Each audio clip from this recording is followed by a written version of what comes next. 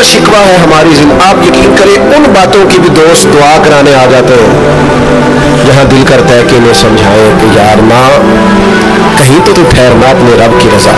یاد رکھنا اللہ تعالیٰ نے نا انسان کو پیدا ہی مشقت میں کیا، یہ مشقت میں ہے۔ رب فرماتے ہیں میں نے اس کی پیدائش، اس کا خمیر ہی مشقت والا بنایا۔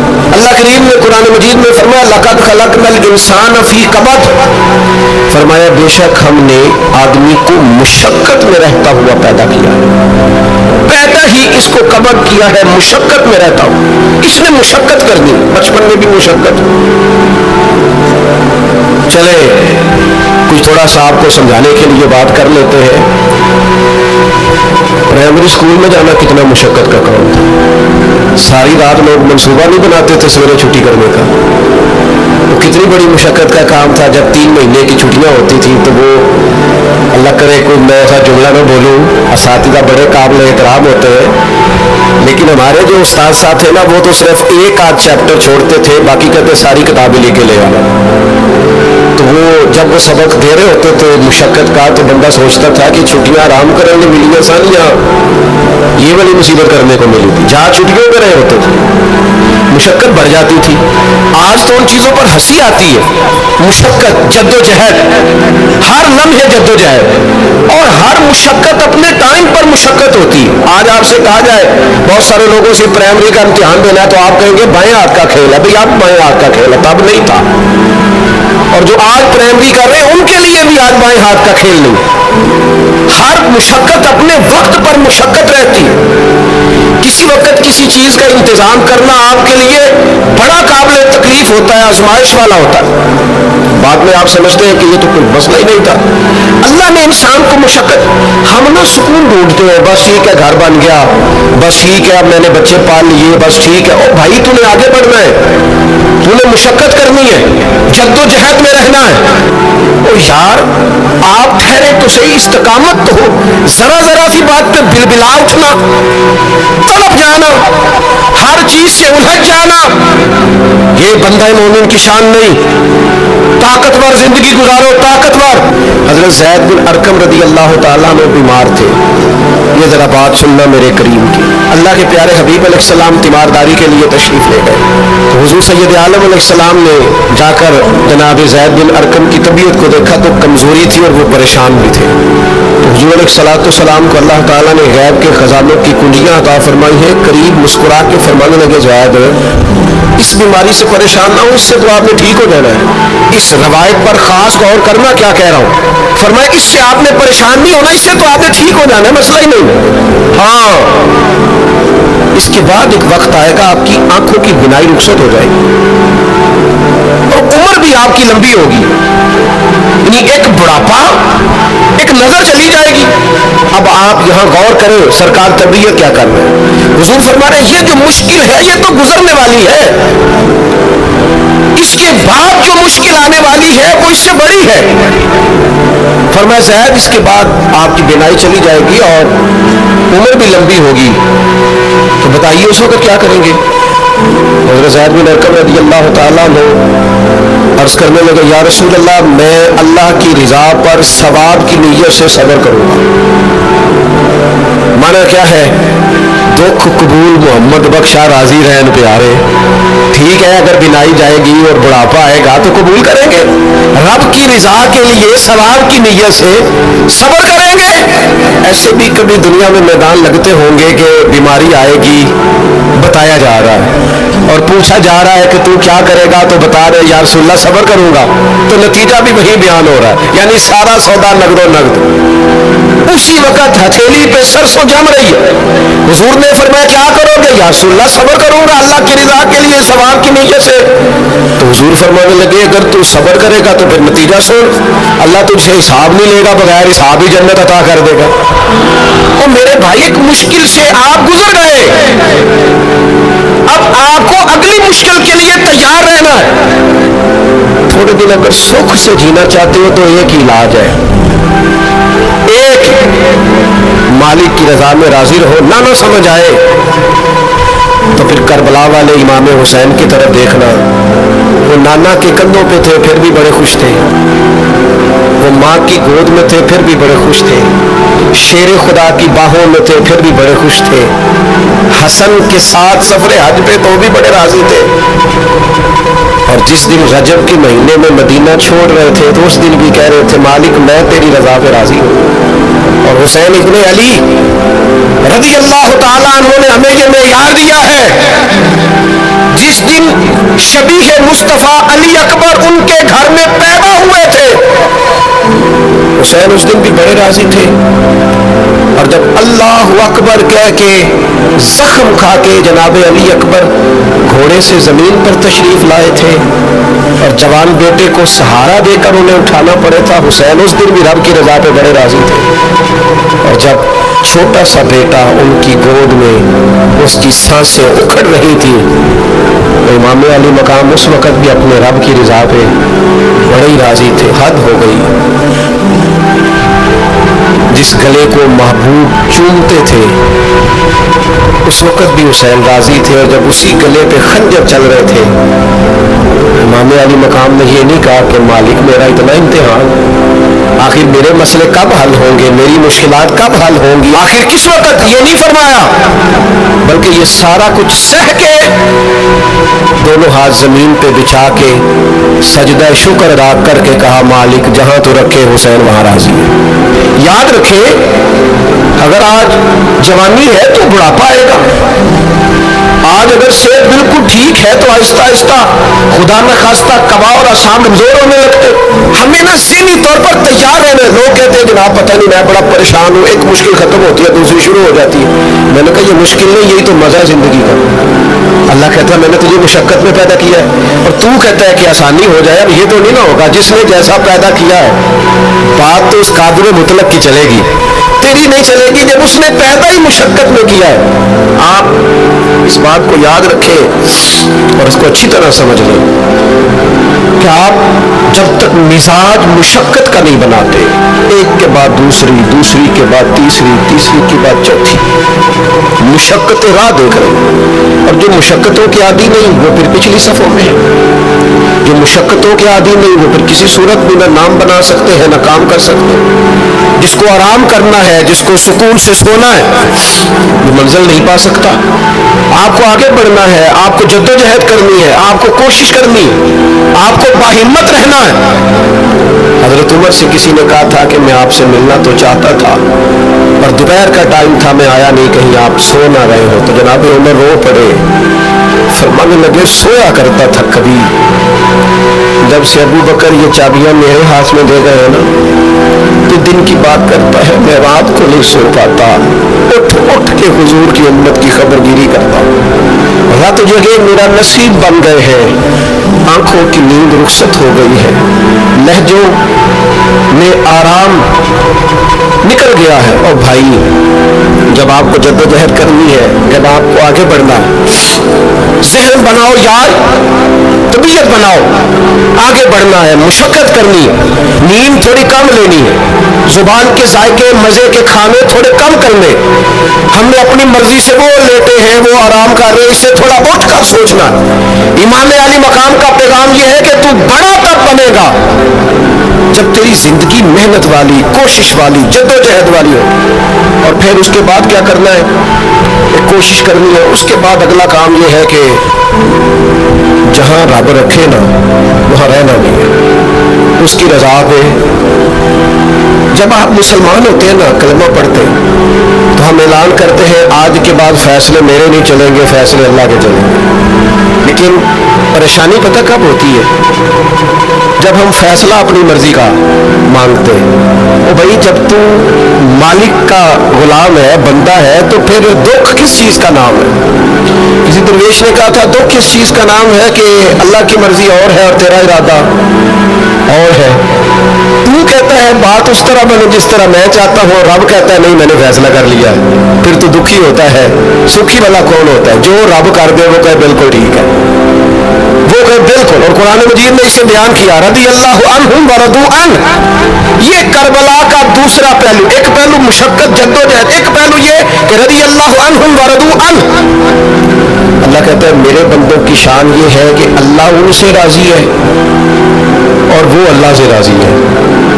اللہ ان سے راضی ہے اور وہ بھی راضی ہے اللہ سے. اللہ نے جہاں رکھا ہے وہ اللہ سے. ایک پہلو یہ ہے کہ اللہ راضی ہو جائے, ایک پہلو یہ ہے کہ بندہ راضی ہو جائے. رب فرماتے ہیں ذالک الفوز العظیم, وہ اللہ سے راضی, اللہ ان سے راضی, یہ بہت بڑی کامیابی ہے. امام محمد غزالی رحمۃ اللہ علیہ سے کسی نے کہا تھا زیادہ مشکل کیا ہے, اللہ کا راضی ہونا کہ بندے کا؟